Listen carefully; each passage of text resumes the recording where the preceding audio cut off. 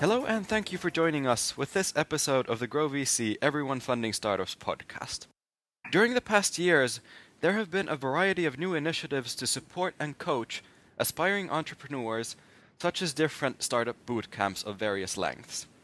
Today we're talking about Startup Weekend, an intense process that launches many exciting projects onto the world from a single weekend's churning and sweat. And I'm here with Clint Nelsen, one of the partners at Startup Weekend. So thanks for joining us today. And would you give a little background on yourself to our listeners?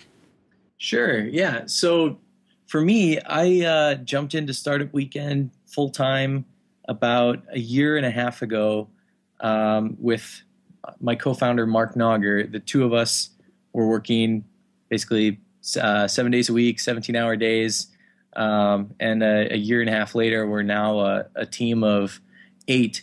At the time, we were operating in, I think, a year and a half ago, we were in 25 cities and spanning 3 countries. And fast forward a year and a half, and we're now in about 110 cities, approaching 40 countries. And while we're at it, would you introduce the Startup Weekend concept? Sure, no problem. So Startup Weekend is basically the core idea behind it is bring together a group of smart people from diverse backgrounds. So people with marketing backgrounds, business backgrounds, legal backgrounds, graphic designers, and computer programmers. So we bring all of them together, throw them in a room, let them pitch ideas for that they're kind of sitting on, and introduce them to other smart people that can help make those ideas a reality. Then, so out of a given room of, say, we have 100 participants, I would expect to see right around 50 pitches. And of those 50 pitches, the room collectively would vote them down to, say, the top 15 ideas. We'd break into teams around those 15 ideas and develop prototypes for what those ideas were over the next 54 hours, and then demo that prototype on Sunday evening. And have you kept track of how many events you've been to so far? Oh, I've lost count of how many I've personally gone to. We're in the hundreds of, I would say, 300, 400 startup weekends that have happened to date. So it's been a lot. Any given city, we try to do them twice a year. Some of them more often. I would say San Francisco, we probably do events there almost 8 times a year, getting close to that. So with 100 cities, if we're doing all of them twice a year, it's 200 events. So yeah, it's hard to track. Yeah, you must really have an amazing team to actually set these up and make sure everything goes as smoothly as possible with so many different countries and events. We do. We have eight people full-time that are pretty much based out of Seattle, one in Des Moines right now, but soon to be in Seattle. Beyond that, we have 125 organizers in different cities around the world. And so oftentimes our team of 8 is flying somewhere, but beyond that, sometimes we'll do 15 different events in one weekend. And so that leaves 7 events with no one from our core team to attend. And so that's where we kind of really rely on our global organizers. And oftentimes these people are so experienced that they end up just running their city by themselves, which is what we want to see so that we can expand the model as far as possible. And I was thinking that since you have so many different countries represented, is there you must see extremes in what happens during these weekends, or is it that entrepreneurs are entrepreneurs regardless of where you actually go? I would say both are true. Entrepreneurs are entrepreneurs regardless of where we go, but we still absolutely do see some extremes, and a lot of those extremes are by design. For example, we did an event in Israel, and we brought together Palestinians and Israelis to work on tech startups. So the local team there got government approval from Israel and Palestine to bus 30 Palestinians into Israel for the weekend. And so that was a much higher budget event than we normally do, and also, involved things like getting government approval, and it was really difficult to put together from their standpoint, but it was amazing. People weren't talking about politics at all. They were just talking about tech startups, which is exactly, I think, a small way to start to overcome all of the issues that they're facing over there. So I'm working on organizing Startup Weekend Space right now, which would be held at NASA's facilities. I have to interrupt you. Did you actually say space?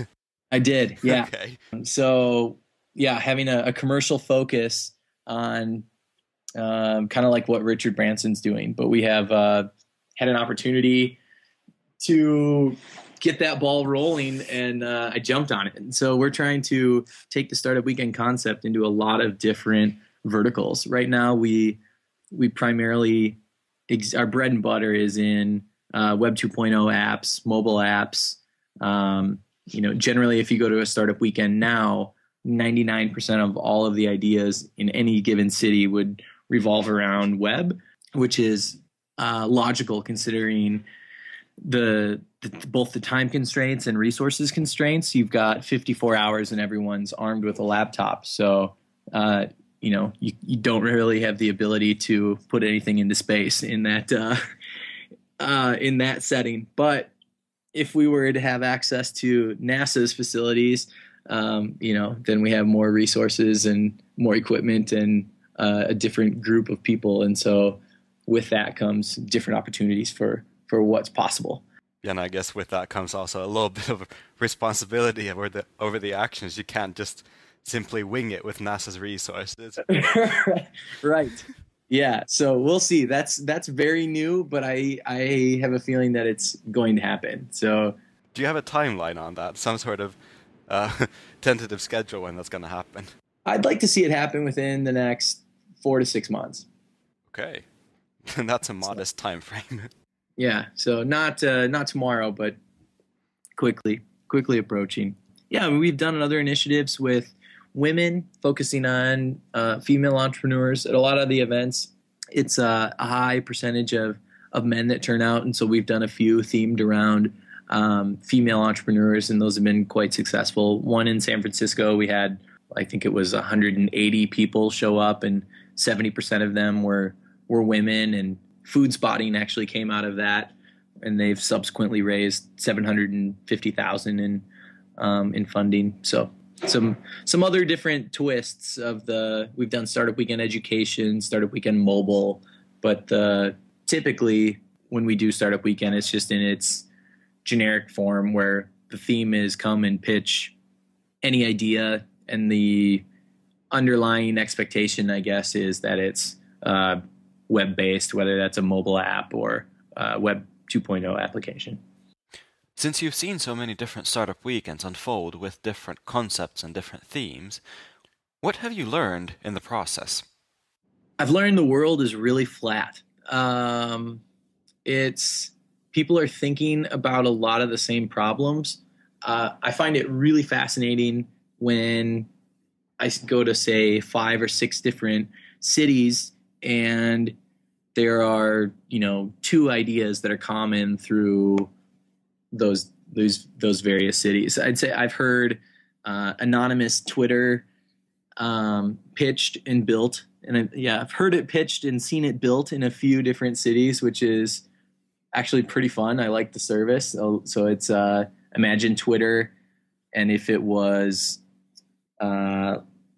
just based around your current location. So say you are in downtown Milan and you want to know what's going on within 10 kilometers of you. You don't have to be following people necessarily, but you're now getting tweets based on your proximity to a given city or where you are in the city and what you want to hear about what's going on.